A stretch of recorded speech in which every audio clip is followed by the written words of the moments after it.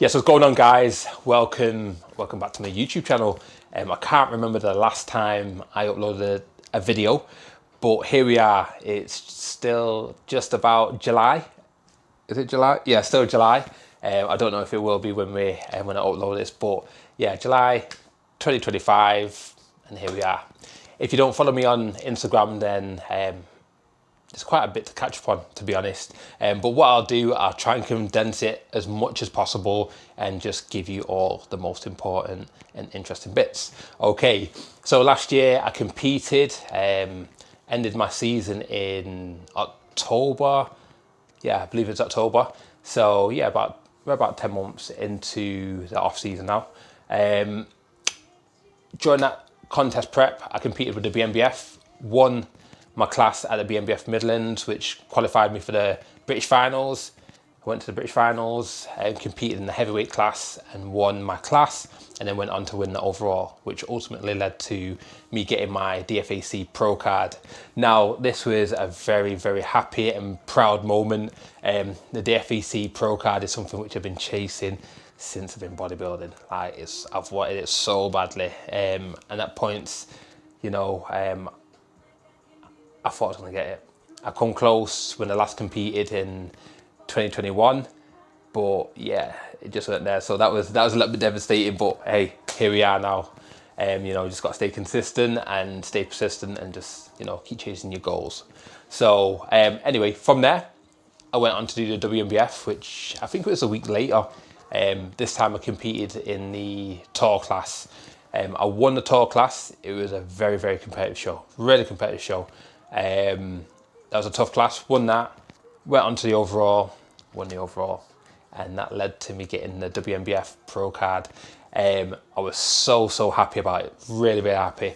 Now I've got two Pro cards, two of the main Pro cards in. Oh shit, I think my rice is burning.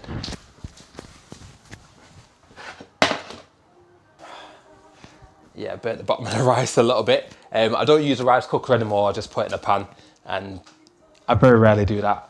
Very rarely burn it. But obviously, I thought I'd do a YouTube video whilst cooking. Probably not the best idea. But anyway, back to the Pro cards. Got two of the main Pro cards, and it opens up a lot of doors for me. So with a WNBF, you have to have a WNBF Pro card to compete with them as a pro. They don't recognise any other pro federations. So that's one of the reasons why I did go and do the show.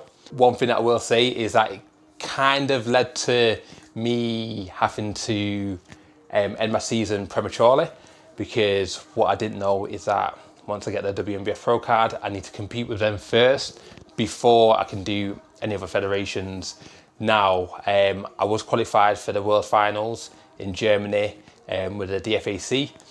I booked my flights, and then I found out this information. I emailed, tried to sort it out and that, but unfortunately the rules are the rules, and it is there on the website. So yeah, it's my own fault for not doing enough research. But yeah, what I did, instead of choosing a federation to go with, I just thought I'm going to end the season, because I didn't want to do the DFAC and lose a WNBF Pro card, and I didn't want to skip the DFAC and to go and compete with WNBF. I just thought I'd end my season, come back another time and just do it all. So yeah, here we are in the off season. Now, during this off season, the main goal is to definitely just keep improving, keep building muscle. That's my main focus. When it comes to off season, just build muscle. This time round, I have been a lot more mindful about body composition, and just like I had a chat with AJ, because AJ was my coach during prep. So he was like, don't need to be putting on unnecessary weight, basically. So here we are, in, I'd say, a good composition. I really would say, for this weight as well, because usually I just balloon up, because I don't really, can't say I don't care about my appearance, but I'm not overly I don't really get sensitive about it, or sensitive about putting on body fat. Yeah, it just is what it is. So yeah, I'm not too fussed, but this time around I'm thinking, you know, it's not just about putting calories in my body and not just about putting body weight on, but building good quality muscle. And it really has made a difference in terms of my physique and how I feel as well. So yeah, still feeling good. Training's going really well, really productive, and yeah, I think I'm growing. I think I'm growing, you know. That's how I feel anyway. Unfortunately, during this off season, I've broken my phones, I've broken my laptop. Well, my laptop broke on its own. That weren't my fault. And yeah, I've lost a lot of progress photos, a lot of just data in general. So I've not got much to go off. I've just got like a few pictures here and there. So there's a photo of me at 250 pounds. I think it was when I, like, in the early stages of getting with AJ, and yeah, I want to get to 250, so I'm like 245 now, 244, 245, 246, around that region. Another £4, and then I'm going to do a good comparison. And yeah, I'm not going to compare before then, but I think I've improved a lot. I really do. So I'm looking forward to seeing that. Another thing which I've been doing during this off season is just being a little bit more involved in bodybuilding. Just being more in the loop of things, because sometimes in the off season I just kind of drift away from bodybuilding, don't really watch the podcasts or anything like that. But I've been watching the bodybuilding podcasts. Some of the old training videos, especially like Ronnie Coleman and guys like that. And also keeping an eye on the shows. Like, I always kind of do keep an eye on the shows anyway, but like this year, the schedule's kind of changed. There's been quite a few big shows earlier on in the year, which has led to some people getting a pro card. So AJ's gone and got his pro card, so well done to AJ. That was, seems like a lifetime ago now, but yeah, that was earlier on this year. We've had the Two Bros Natties finals. That was last week or week before. And again, pro cards were won by Prosper Fitness, which, you know, there's been a lot of debate online about if it's natty or not. Now, I've always thought, well, not always thought, but when I saw him on stage from the footage, and I watched a couple of his vlogs, I thought, yeah, he looks natty to me, and he's done his blood work and what's not. Some people, well, not some people, Greg is contesting the information that has been given and saying that it looks like it's been on PEDs, whatever. But I still think that it's natty anyway. But well done to Prosper. He won his pro card in the classic division, so he's an IFBB pro. And there's a girl called Paige Maudsley. I think I butchered the name. But yeah, she won her pro card in the wellness division, so she's an IFBB pro. And this girl, I don't really know her, like, I'd know her if I see her, but I remember seeing her like ages ago, and it might have even been her first show, and I thought, this girl's got potential. So it didn't surprise me that she went and won her pro card this year. So yeah, well done to her. I'm saying well done, I don't even know her. she don't know me, but yeah, they were like two standout physiques for sure in the Two Bros Natties. Sorry, I'm just trying to think of the shows, because the day after was a PCA Naturals, but that wasn't a pro qualifier. But anyway, back to the vlog. I'm kind of just like going off that way. Yeah, so there's been a lot of shows. The schedule's been a little bit different. Like, so people have been winning the pro cards and what's not, and like the BMBF show's not even started yet. The first one is this weekend. I'm not going to go to that one. I'll probably go to the Midlands. I think the first one's the Southern.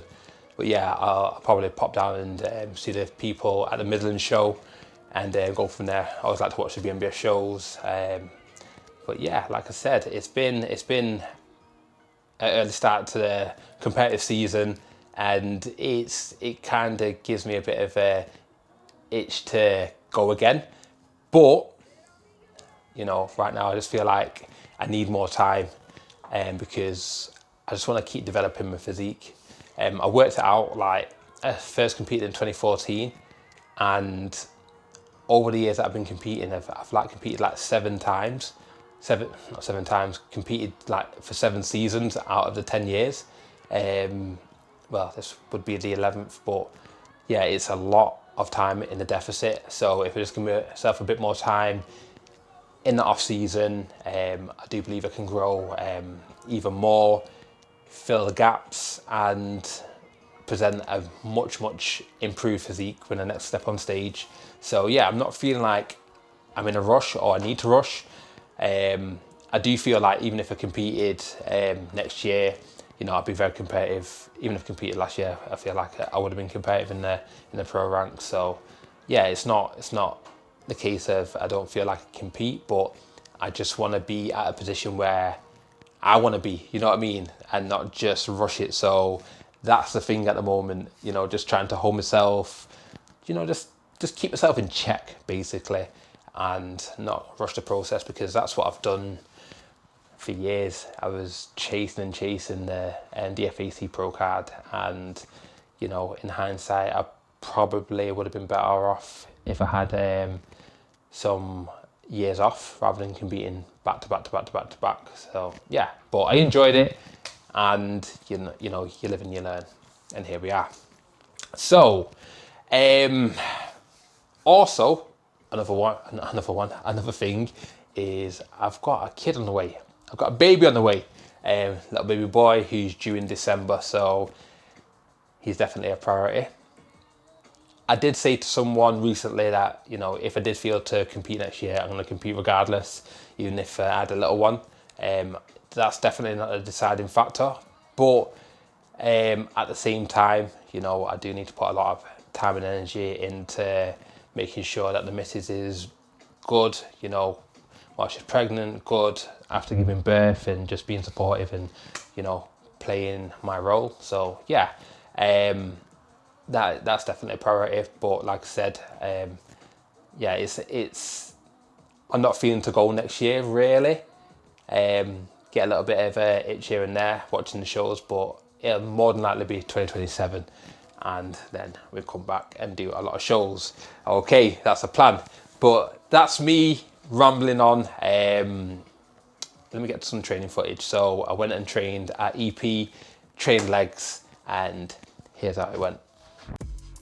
All right, guys, so whenever I train legs, I always start off with warming up, mobility work, stretching, all of that, and then we hop on the adductors. Now, if you're not doing the adductors, you're seriously missing out on some gains, because the adductor can become a big part of the leg and really create a lot of thickness. So if you're not doing it, get doing it. And as you can see, I had to put a little sticker over the shorts area, because it can be revealing, quite revealing, especially with these shorts on anyway. And yeah, I don't want to be exposing myself, but here we are. We do some warm-ups. I do 3 working sets on this, and yeah, really push it to failure. Now I do put myself forward with the weight, because it puts me into a better position, and I feel like I can get a better contraction when I'm doing each rep. Now this next exercise is, well, it's the first time I'm doing it. I always do a single leg curl, usually on the Strive machine, but it was taken and I didn't fancy waiting around, so I thought I'd give this a try. And to be honest, I'm really happy that I did, because it feels really good. Again, on this was doing 2 working sets, obviously working each leg unilaterally. Okay, is that right? Yeah, I think I can speak, but yeah, that's what we're doing. You know, one reason for doing each leg at a time is it helps to work on any imbalances, and what you will notice that one side's usually stronger than the other. Now from there, we go on to the seated prime leg curl, and I like prime machines and Strive machines because you can adjust the resistance profile. With this, I'm doing 2 working sets with a drop set. So top set, back off set with a drop set. And I know that I said that you can adjust the resistance profile, but in this session, I have just got it on number 1, which is just the default setting. And usually how a normal leg curl would feel. I do change it on my other leg day, and yeah, adjust it to number 5 so I can feel it more in the beginning mid-range, and it drops off a little bit towards the back. But yeah, with this one, number 1, and we just go to town on it. I do find that I have to do a bit more work on my hamstrings. I do want to bring them up, but in terms of engagement, it does, like, I do struggle a little bit at times, even with lighter weight, slowing it down, pauses and all that. So I do add a little bit more volume and variation, and I have found that to work pretty well this off season. So that's what I'm continuing to do. As you can see, now I'm doing eccentrics. This is literally just one set of eccentrics, and it's tough. It is really tough. I am trying to bring it down pretty slow and controlled, but my hamstrings are fatiguing, and yeah, I think we've got about 8 reps on this. So yeah, that's all we need. That's all we need, just trying to kill off the hamstrings. And I do like doing this exercise because, like, I do feel it a lot in my hamstrings when doing eccentrics. Sometimes the struggle can be on the concentric portion of the movement where they're just not engaging quite as much, but we're getting there. It's getting better and definitely improving, and that's the main thing. So after absolutely cooking my hamstrings, we move on to the quads. Now I always start off with leg curl, leg extensions even, again on the prime. I just try and use prime equipment when I can for legs, because I have got like issues with my knees, or I do get issues with my knees I should say, but providing that I use the right equipment, it doesn't really cause a problem. So on this, I use setting number 5, so a lot of the tension is towards the beginning and the mid-range, and then drops off a little bit at the top, and yeah, it feels good, feels really good. So with this, stack it and just go to town. It hurts, just get as many reps as possible, and then we go again. Yep. So now this is the pendulum.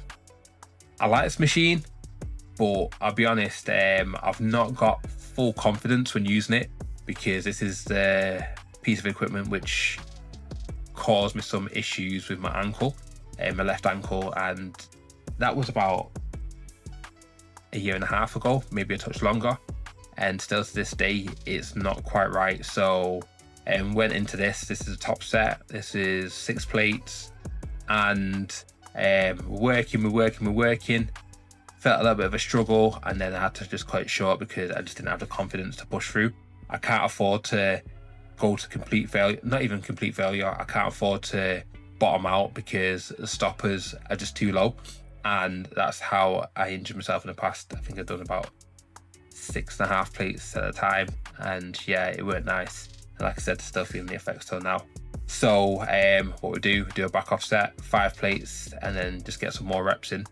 And yeah, this is what I'm just kind of having to do at the moment, you know, because I can't go to complete failure on certain exercises. I'm just adding a bit more volume just to get the muscles working a little bit more.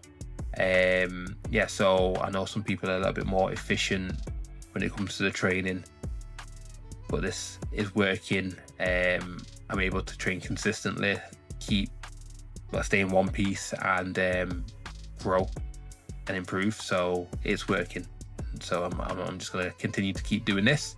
And you know, to be honest, it's not really killing me with the recovery. I'm recovering nicely from it. So yeah, I'm just keep things going. Now this pendulum leg press, or hip press, whichever you want to call it, I only put this back in recently. I've not used it for ages, but last week I had to train at the gym now at work, and they have one of these. So I used it and I thought, oh, it feels really nice, you know, no issues with my knees or anything. And so we've done the top set on 6 plates aside. It's heavy, man. It hurts. I've done more in the past, but this is a nice number to set, to get like a baseline set. And you know, I was getting good depth as well, so that's one of the things which I'm really looking out for. Getting good depth, and obviously getting good reps. Good reps. Yes. So that was the top set, and then again we're going for the back off, which is 5 plates a side. So usually I'll be using like an angled leg press, but because I've had hip and back issues over the past few months, I've just not been able to get the depth that I want. So that's why I actually introduced this movement, and as you can see, the depth is really, really good. So I'm definitely going to keep this in on this particular leg day, and then switch between the Nebula one or the Nitram one. But I think the Nebula one felt a bit more comfortable last time, so I'll probably have that one. And yeah, just keep it going like that. But guys, this is the end of my vlog. This is the end of my YouTube video. So thanks a lot for watching. There will be a lot more footage going forward. I do record a lot, I just don't edit it, but here we are doing voiceovers, captions, everything. And yeah, I appreciate the support. So keep an eye out, make sure you subscribe, comment, like, all of that, and yeah, just show some love. It's all appreciated. So take care, and you shall see me soon.